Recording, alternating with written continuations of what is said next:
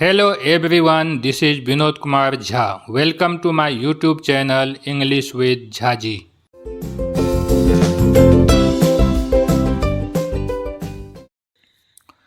दोस्तों, आज हम शुड बी के विषय में जानेंगे।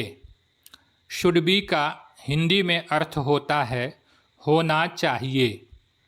शुड बी यहाँ पर शुड यह मॉडल वर्ब है तथा बी यह मेन वर्ब है। दोस्तों, जैसा कि हम जानते हैं कि शुड का प्रयोग सलाह देने के लिए किया जाता है। जब हम किसी को सलाह देते हैं या कोई हमें सलाह देता है या जब हम अपने आप को सलाह देते हैं तो हम शुड का प्रयोग करते हैं। आज हम शुड बी के विषय में पढ़ रहे हैं। दोस्तों, शुड बी का प्रयोग स्टेट ऑफ बीइंग के लिए किया जाता है। स्टेट ऑफ बीइंग का मतलब होता है किसी चीज़ की जो वर्तमान स्थिति है या किसी व्यक्ति की जो वर्तमान स्थिति है उसको बता देना, यही स्टेट ऑफ बीइंग कहलाता है। स्टेट का अर्थ होता है बताना और बीइंग का मतलब होता है वर्तमान स्थिति। उदाहरण के लिए एक गिलास आप ले सकते हैं। एक गिलास है जो कि ज़मीन पर रखा हुआ है। ज़मीन पर गिलास का होना यह गिलास की वर्तमान स्थिति है। गिलास ज़मीन पर रखा हुआ है यह बता देना यह गिलास की स्टेट ऑफ बीइंग है, यानी कि गिलास की वर्तमान स्थिति है। अब आप जब गिलास की स्टेट ऑफ बीइंग के विषय में अपना विचार देना चाहेंगे, अपना ओपिनियन देना चाहेंगे, तो ऐसी परिस्थिति में आपको शुड बी का प्रयोग करना होगा। जैसे गिलास ज़मीन पर रखा हुआ है, लेकिन यहाँ पर आपका अपना विचार है कि गिलास को ज़मीन पर नहीं होना चाहिए बल्कि गिलास को टेबल पर होना चाहिए। तो ऐसी परिस्थिति में आपका अंग्रेजी वाक्य होगा गिलास should be on the table. इसी ढंग से किशन नामक कोई बालक है जो कि बहुत उद्दंड है। यहाँ पर किशन का उद्दंड होना यह किशन की वर्तमान स्थिति है। इसी चीज़ को बता देना कि किशन उद्दंड है, यह किशन की स्टेट ऑफ बीइंग है।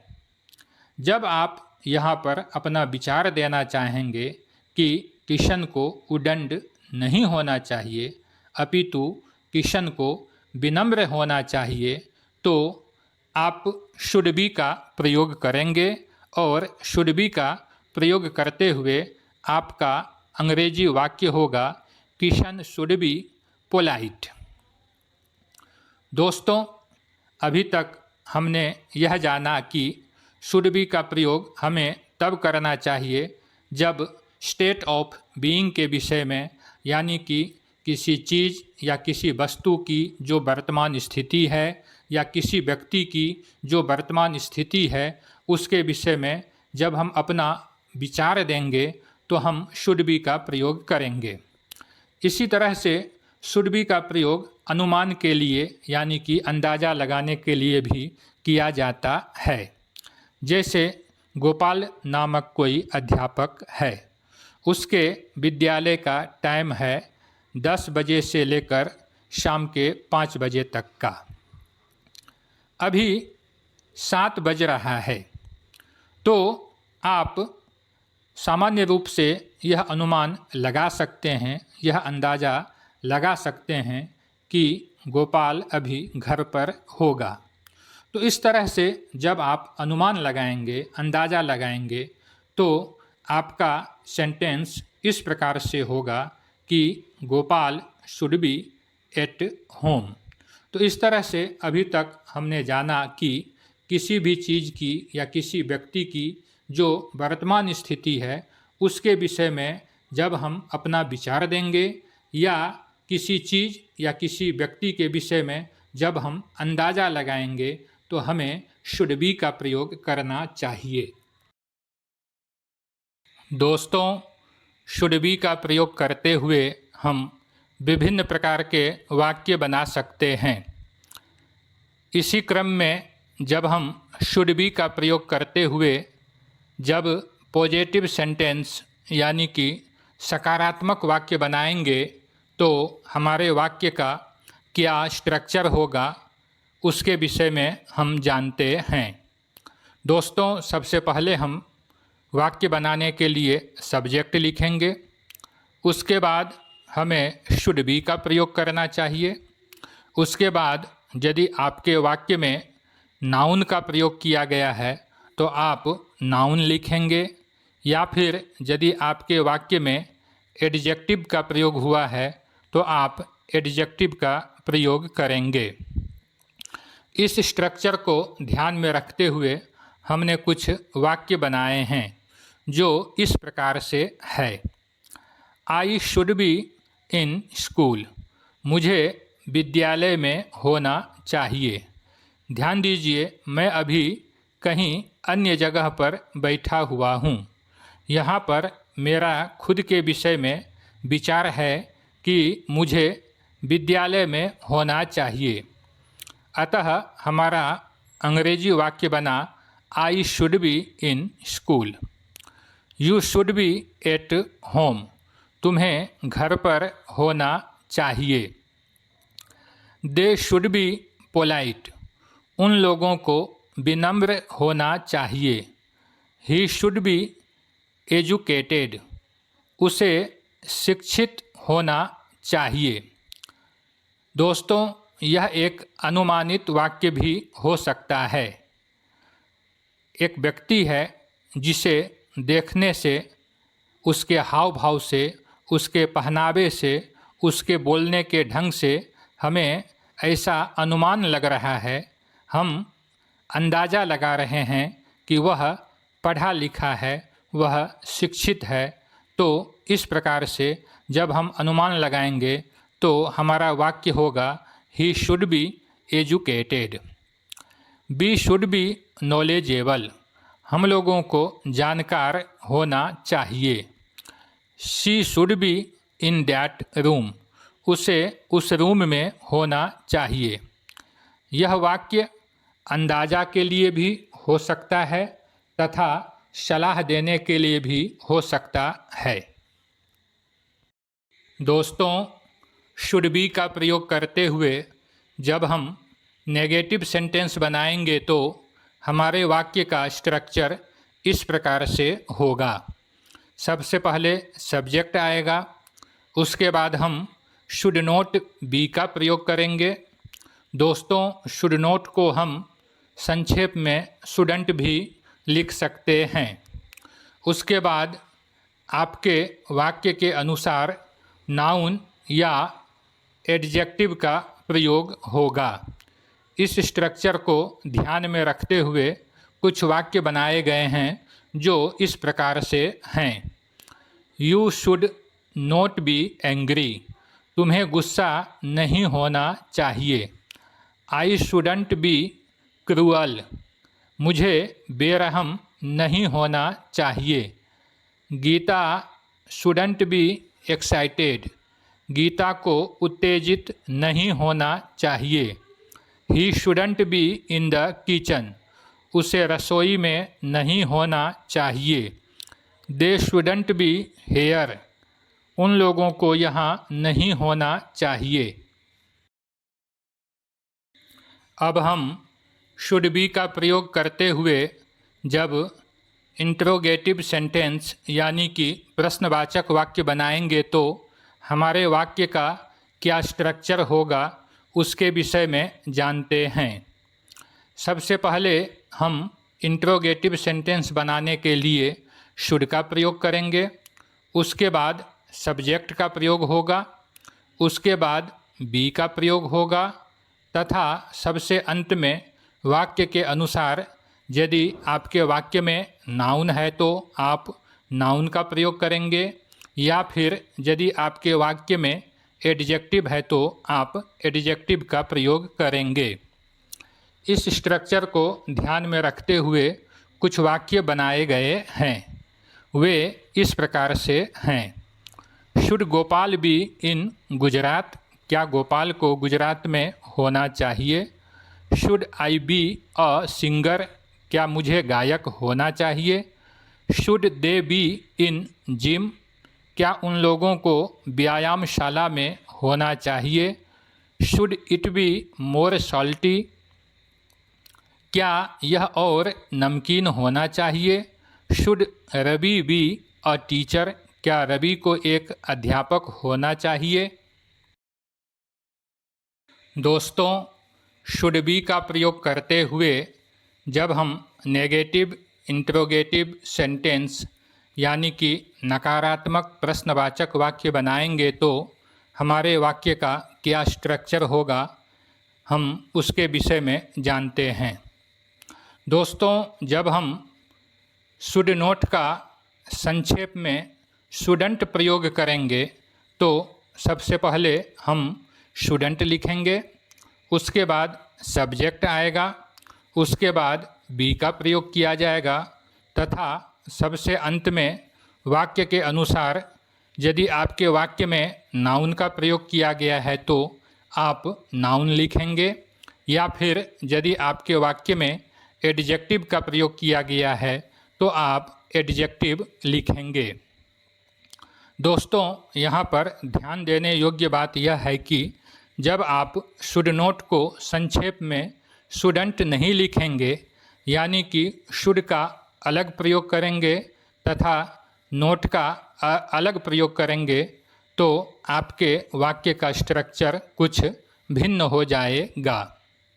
दोस्तों, जब शुड का अलग प्रयोग करेंगे तथा नोट का अलग प्रयोग करेंगे तो सबसे पहले आपके वाक्य में शुड का प्रयोग होगा, उसके बाद सब्जेक्ट आएगा तथा उसके बाद नोट का प्रयोग होगा तथा उसके बाद बी आएगा तथा सबसे अंत में वाक्य में प्रयुक्त होने वाले नाउन के अनुसार आप नाउन का प्रयोग करेंगे, या यदि आपके वाक्य में एडजेक्टिव का प्रयोग हुआ है तो आप एडजेक्टिव का प्रयोग करेंगे। इस स्ट्रक्चर को ध्यान में रखते हुए कुछ वाक्य इस प्रकार से हैं। Shouldn't I be rude? क्या मुझे अशिष्ट नहीं होना चाहिए? Shouldn't Ram be a gentleman? क्या राम को शिष्ट यानी कि सज्जन नहीं होना चाहिए? Shouldn't you B in the auditorium hall? क्या तुम्हें सभागार में नहीं होना चाहिए? Should this room not be clean today? क्या यह रूम आज साफ नहीं होना चाहिए? दोस्तों, इस वाक्य का स्ट्रक्चर दूसरे नियम के अनुसार है। इस वाक्य में सबसे पहले शुड का प्रयोग हुआ है, उसके बाद दिस रूम यह सब्जेक्ट का प्रयोग हुआ है, उसके बाद नोट का प्रयोग किया गया है तथा उसके बाद बी का प्रयोग हुआ है।